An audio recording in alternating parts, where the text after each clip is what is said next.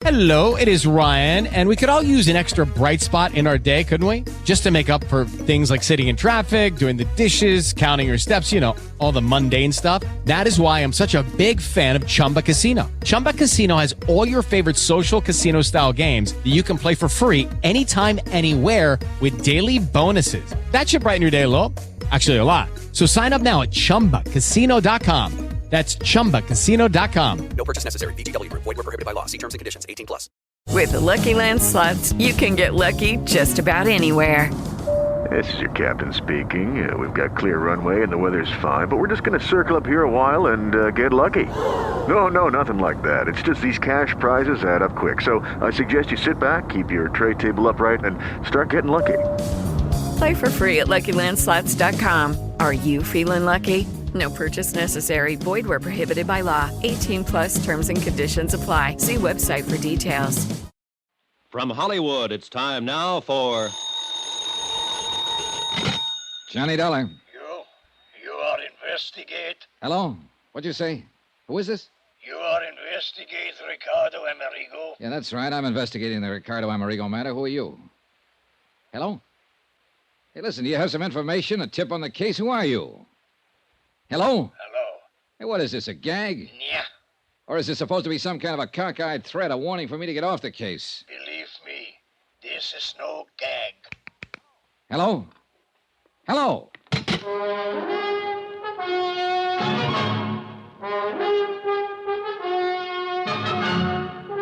Tonight and every weekday night, Bob Bailey in the transcribed adventures of the man with the action-packed expense account, America's fabulous freelance insurance investigator. Yours truly, Johnny Dollar.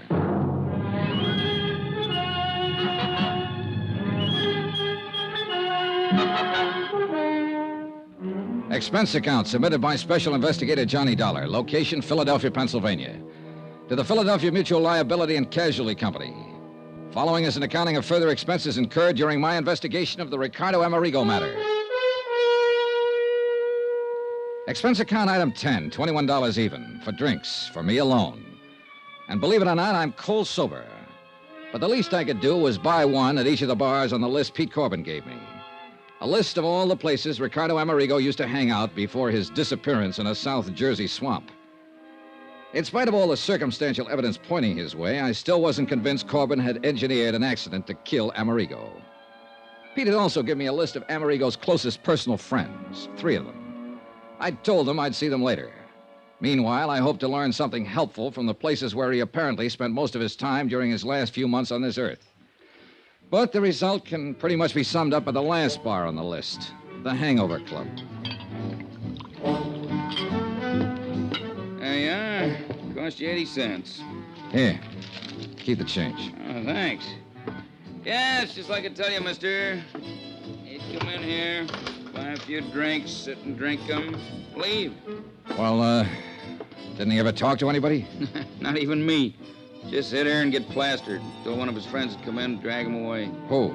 Did you know any of them? Oh, sure. Willie Elliott, saxophone player at the Crystal Room. Oh. Who else? Jerry somebody, fiddle player. Jerry Goldsmith. Yeah, they're on my list. Huh? Anybody else? No. Oh, yeah, wait, sure. His agent, Pete Corbin. Yeah, that's...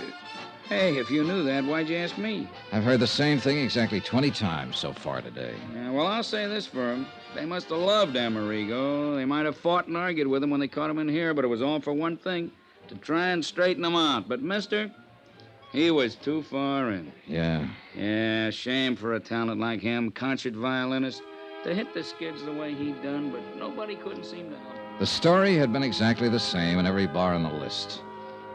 Apparently, the only friends, the only associates that Ricardo Amerigo had were those Pete Corbin had named. Expense account item 11, 110, cab fare to the apartment of William Elliott over on Callowell Street. Same story. No new names of friends or even acquaintances. He and Corbin and Goldsmith and the old English violin maker, Eric Snowden, had known Amerigo for years, good times and bad. Had all tried to help him, straighten him out, were deeply grieved over his death. Item 12, 570, cab to a suburb called Lanark to see Jerry Goldsmith, where I'll admit I expected to get the same story, the same names, no more, no less. This time I took the Amati violin with me.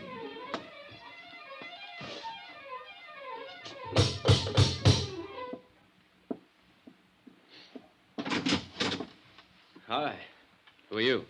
I'm Johnny Dollar. Oh, yes, you called. Come in. Friend of Pete Corbin's, you said. Sit down. Mr. Goldsmith, I'll get right to the point. I'm an insurance investigator, and I came That here... violin case.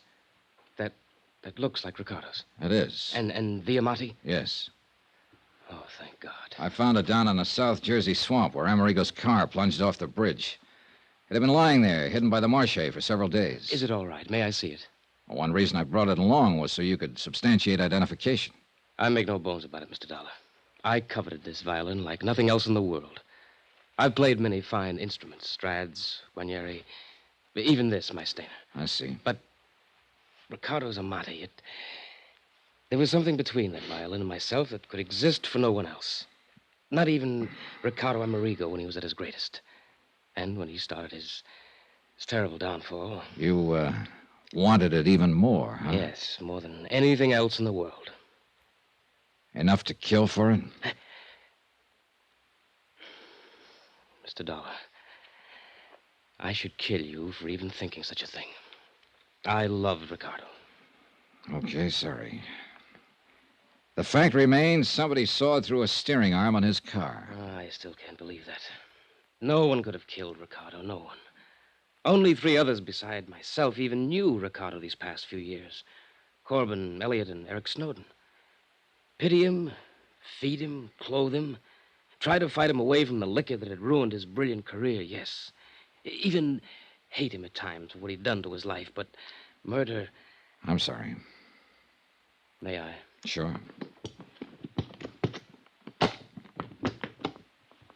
It, is the Amati. Yes, I know it as well as I know my own. May I play it? Sure.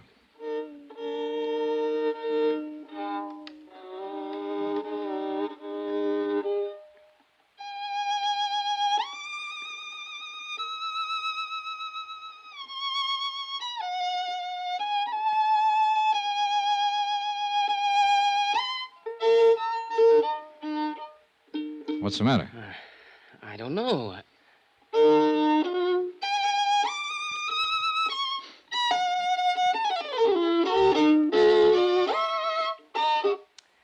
Mr. Dollar, it isn't here.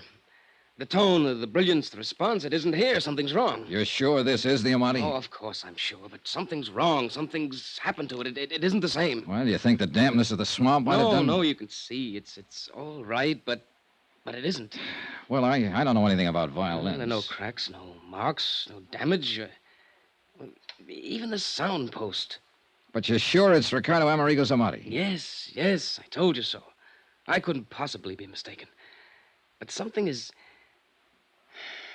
Mr. Dollar... Well? I don't know. You know something? I don't either. I'm afraid I left Jerry Goldsmith rather abruptly and in a rather distressed condition. But I had plans, and the sooner I could carry them out, the better. Item 13 on expense account, $420 taxi fare back into town to the shop of Eric Snowden, violin maker. The only man who'd been allowed to touch Ricardo Amerigo's Amati, except, of course, for the music store owner who'd cleaned it up after I found it in the swamp. Yeah, it was possible he had done something to it that would destroy its tone. But for some reason or other, call it a hunch if you like, I hope not. Snowden's shop was located on a colorful little side street. Really not much more than an alley called Eisminger Street. Right in the middle of one of the busiest sections of the city, surrounded by skyscrapers, office stores, and all the traffic that goes with them. This one little alley. Except for Snowden's place, the tiny buildings packed side by side are all residences, left over from years gone by when this was a residential section, and still unspoiled by the bustling activity around it. Thank you, Mr. Romandi. And I'll be sure to hear you at the Academy of Music Saturday night. Sir! Mr. Snowden? Yes, I'm Eric Snowden, but that violin case... I'm Johnny Dollar. I phoned you. Oh, please come in. Mr. Dollar. That's right. It's Ricardo Amerigo's. It's been found. Please let me... Mr. Snowden, I'm an insurance investigator. Part of my job has been recovery of this violin. It's possible loss was the most heartbreaking thing I ever contemplated, but you found it. I think so. You think? I don't understand. Well, here, take it. examine it. Yes, but not here. Come, we'll go up to my workroom on the second floor, where I can check it thoroughly. I'll lock this front door so we won't be disturbed. Now, come with me, please. I can't believe it. It's so wonderful you found it. It would have been a terrible loss to the world. Yeah, I guess so. You're not a violinist yourself? No. I'm afraid the only violin music I know is what I hear in... Now, here we are. Oh, quite a shop. Most of the finest violins in the world have been here, one time or another. The Stradivarius of Yasha. It was quite a shop. The violins The of... walls were lined with fiddles in the making, and with tools. Some familiar and some that were... Wait a minute. Hacksaws. A couple of them small and delicate, but one a big one and dirty. As Eric Snowden turned away to open the violin case, I ran my fingers over the blades.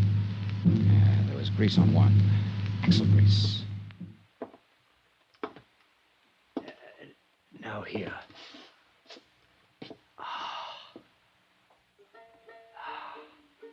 Well, Mr. Snowden? Yes, Mr. Dollar. This is Ricardo Amerigo's violin. You're certain of that? Eh? Do you think that I, of all people, wouldn't know? Mr. Dollar, aside from Ricardo himself, I am the only person who has touched this magnificent instrument for years now.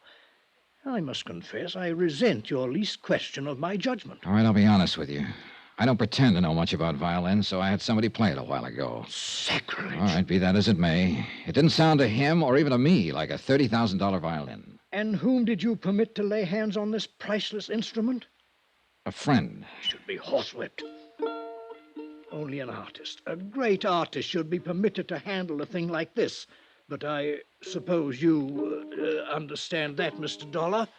I don't suppose you... Well, go on. Mr. Dollar, someone has tampered with this. Oh? Of course it doesn't sound right. Did this friend of yours presume to be a violin maker, too? What do you mean? The sound post, the placement of the bridge. Of course it doesn't sound right. Now, why does somebody have to... Do you want to answer that? No, let them wait. This is more important. No wonder you or your friend or anyone else questioned the validity of this instrument. Hey, whoever that is down there, he really wants you. Look here, a simple adjustment here and here. Oh, bother. Go ahead, I'll wait. All right, I shall be right back. It was a quick suspicion when I spotted the hacksaw on the wall, and I couldn't forget the warning over the phone. While Snowden waited on his customer, I poked around the shop some more, looking for goodness knows what. And I found exactly nothing. No doubt Snowden was telling the truth. Until I started to sit down to wait for him, and as I pulled over a stool, I knocked open the door of a cabinet next to his workbench. I started to close it again, and then I saw it. Hanging there on a hook was a violin. I grabbed it out of the cabinet and held it under the light beside the one in Amerigo's case. I held them up together. It was unbelievable. The shape, the color, the markings, nicks on the little pegs you tune them up with, a spot of stain on the scroll, even a tiny, almost indiscernible scratch on the back, an old pencil mark on the inside near the label. It was impossible, but it was true. These two violins were absolutely identical.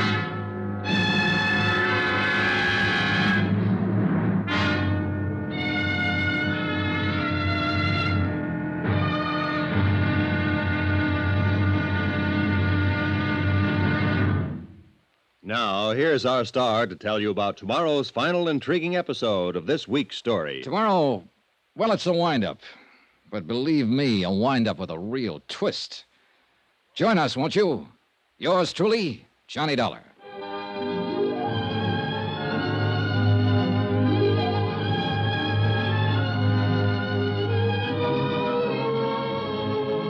Yours truly, Johnny Dollar, starring Bob Bailey, is transcribed in Hollywood. Written by Sam Dawson, it is produced and directed by Jack Johnstone. Be sure to join us tomorrow night, same time and station, for the next exciting episode of Yours truly, Johnny Dollar. Roy Rowan speaking.